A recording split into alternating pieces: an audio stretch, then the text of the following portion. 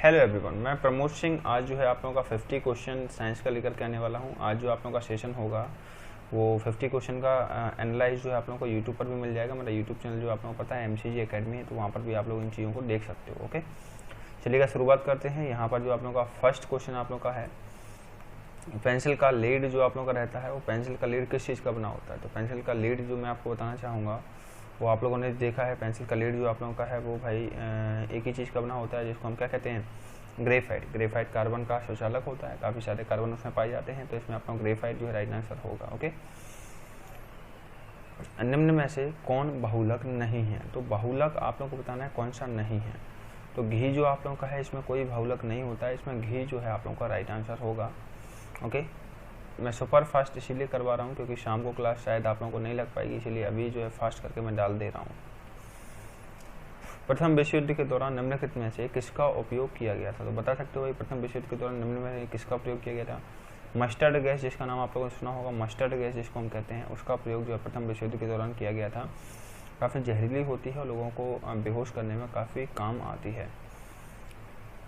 Urea में nitrogen का प्रतिशत कितना होता है। यूरिया में नाइट्रोजन का परसेंटेज जो आप लोगों का रहता है वो सी वाला आप लोगों को आंसर नीचे ही दिख रहा होगा, 47%, 46.9 के समथिंग कुछ रहता है, इसीलिए आपको 47 इसको कहना है। ठीक है,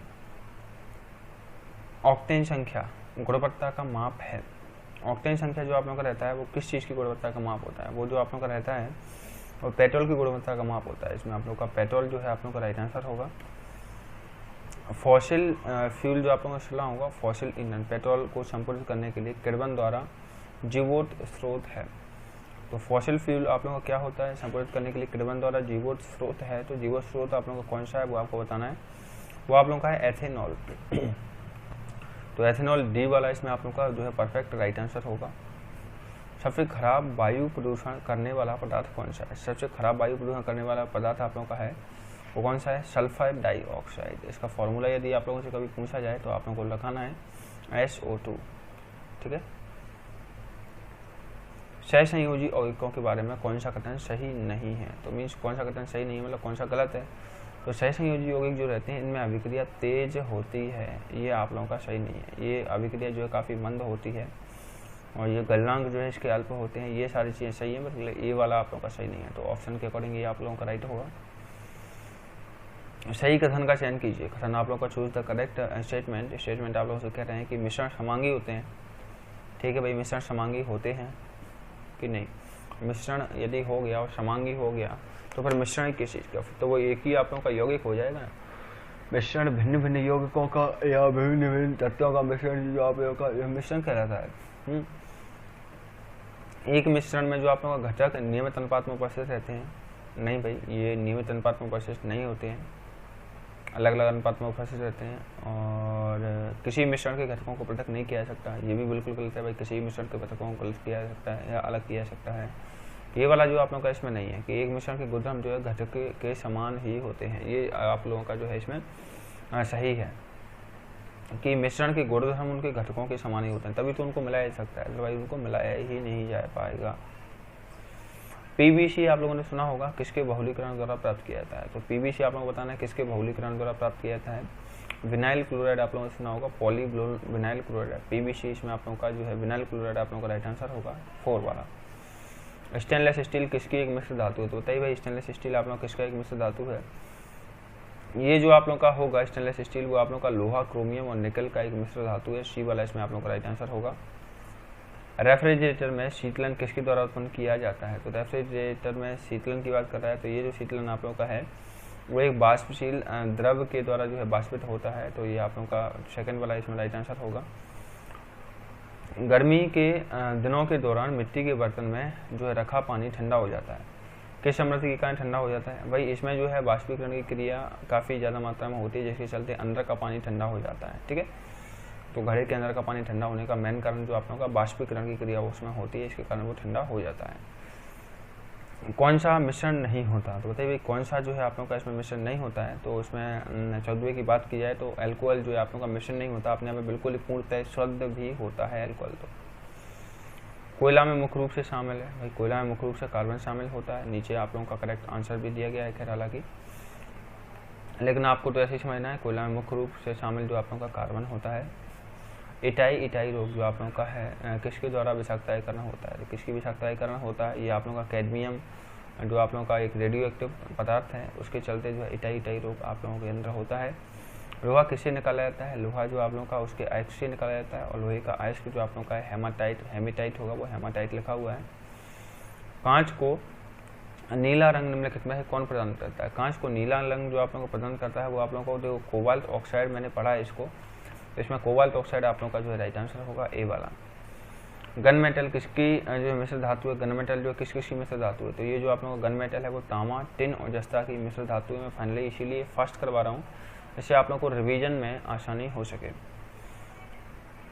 आयोडीनीकृत नमक का है, तो आयोडीनीकृत नमक जो आप लोगों का है वो पोटेशियम आयोडाइड और साधारण नमक का मिश्रण होता है, इसको आयोडीनीकृत नमक हम कहते हैं।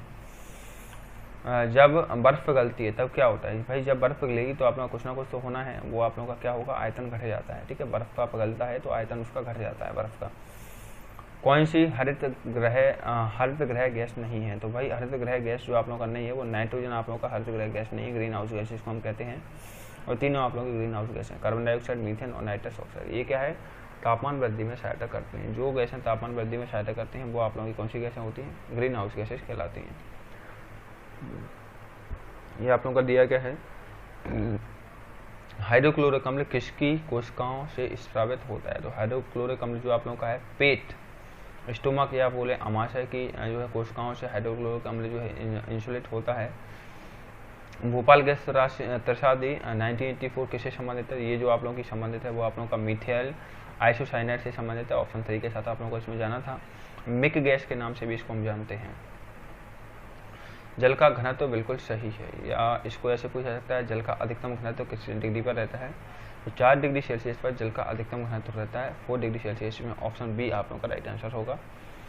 किसी जल में किसी द्रव में एक कोलाइड तंत्र एक तंत्र में परिक्षेपित करने पर कहलाता है, किसी द्रव में एक कोलाइड तंत्र का द्रव में परिक्षेपित करने पर ये क्या कहलाता है, ये जो आप लोगों का एमल्शन कहता है, तो एमल्शन आप लोगों का बी वाला राइट आंसर होगा। इसी के साथ इसमें आप लोगों का और भी है अगला क्वेश्चन, डेटॉल में मौजूद प्रतिरोधी यौगिक कौन सा है, प्रतिरोधी आप लोगों को बताएं, रेजिस्टेंस कंपाउंड आप लोगों को कौन सा होता है, रेजिस्टेंस कंपाउंड आप लोगों का रहता है एन-लोरीशेनॉल। इसका नाम आप लोगों को ध्यान रखना है, एनलोरॉक्सीलेनोल, एनलोरॉक्सीलेनोल। ठीक है। पाइप्ड प्राकृतिक गैस का प्रयोग किया जाता है, पाइप्ड प्राकृतिक गैस का प्रयोग किस चीज़ में किया जाता है, खाना भोजन पकाने के लिए जो है पाइप्ड प्राकृतिक गैस का प्रयोग किया जाता है, तो 4th वाला इसमें आपका राइट आंसर होगा। फेरर किसकी इकाई है, फेरर जो आप लोगों का इकाई है वो किसका इकाई है भाई, फेरर जो आप लोगों का धारिता का इकाई है, कैपेसिटी जिसको हम कहते हैं कैपेसिटी। एमोनियम सल्फेट में मौजूद नाइट्रोजन का प्रतिशत कितना होता है, तो एमोनियम सल्फेट में मौजूद जो है नाइट्रोजन का परसेंट 27% रहता है। ऑप्शन ए के साथ ही इसमें आप लोगों को जाना है। 5% जल वाले एथेनॉल को क्या कहते हैं, 5% जल वाले एथेनॉल को जो है आप लोगों का परिशोधित एल्कोहल कहते हैं, तो आप लोगों का सी वाला जो इसमें आप लोगों का राइट आंसर होगा। एंड प्रदूषण अम्ल वर्षा का क्या कारण है, प्रदूषण जो आप लोगों का अम्ल वर्षा जो रहता है उसका मूल रीजन जो आप लोगों का है नाइट्रोजन ऑक्साइड और सल्फर डाइऑक्साइड, आप लोगों का राइट आंसर होगा। कपड़ों पर जंग के दाग किसके द्वारा हटाए जा सकते हैं, कपड़ों पर जंग के दाग जो आप लोगों का ऑक्जेलिक अम्ल जूस पर लगाया जाता है, ऑक्जेलिक अम्ल के द्वारा हटाए जा सकते हैं। पीपल किसकी मौजूदगी में निरंतर रहने से वायु में रंगहीन हो जाता है, तो पीपल जो है आप लोगों का ऑप्शन बी के साथ मतलब हाइड्रोजन सल्फाइड की मौजूदगी में रहने से जो है रंगहीन हो जाता है, तो 2 वाला इसमें आप लोगों का राइट आंसर होगा। नाइट्रोजन किसका अनिवार्य घटक होता है, नाइट्रोजन किसका अनिवार्य घटक होता है आप लोगों को ये देखना है, तो नाइट्रोजन जो आप लोगों का है प्रोटीन का अनिवार्य घटक होता है। अगला जो आप लोगों का है, किसी पदार्थ का फोटोग्राफ लेने के लिए आपेक्षिक उद्भाषण काल किस पर निर्भर करता है, तो आपेक्षिक उद्भाषण काल जो आप लोगों का है पदार्थ की चमक पर निर्भर करता है। ऑप्शन ए के साथ आप लोगों को इसमें जाना है। कार्बोहाइड्रेट का सामान्य सूत्र आप लोगों को बताना है, तो कार्बोहाइड्रेट का सामान्य सूत्र जो आप लोगों का है वो C और H2O/। अब X/Y जो आप लोगों का है वो आप लोगों का अकॉर्डिंग टू कुछ भी आप लोग लगा सकते हो, C2H2O5 इस तरीके से जो भी आप लोग लगाना चाहोगा वो आप सभी लोगों की सहायता से यहाँ पर पुट किया जाता है। जो X और Y का वैल्यू यहाँ पर सेम रहेगा, इस बात का आप लोग जरूर ध्यान रखना होगा। लैक्टिक अम्ल में कायरल कार्बनों की संख्या कितनी रहती है, तो लैक्टिक अम्ल में कार्बल कार्बनों की संख्या जो 1 रहती है, और ये आप लोगों का सी वाला राइट आंसर होगा। स्टार्च की मनोमेरिक इकाई क्या है, स्टार्च की मनोमेरिक इकाई आप लोगों का ग्लूकोज है, तो ऑप्शन ए आप लोगों का राइट आंसर होगा। ग्लूकोज की वलय संरचना में IRL कार्बन परमाणु की संख्या कितनी होती है? भाई IRL कार्बन परमाणु की संख्या आप लोगों की 4 रहती है, ये आप लोगों का 4 हो गया। नाइलॉन 66 क्या है? भाई नाइलॉन 66 जो आप लोगों का दिया है वो एक पॉलीएमाइड है, पॉलीएमाइड आप लोगों का दिया गया, ये आप लोगों का राइट आंसर हो गया। निम्न में से कौन सा संघनन बहुलक है? बताइए भाई कौन सा आप लोगों का जो संघनन बहुलक है? ड्रैक्रॉन का नाम आप लोगों ने सुना होगा, ये जो एक है वो संघनन बहुलक है। प्राकृतिक रबड़ किसका बहुलक है? प्राकृतिक रबड़ जो आप लोगों का है वो आइसोप्रेन का बहुलक है, तो सी वाला इसमें आप लोगों का राइट आंसर होगा, डी वाला सॉरी।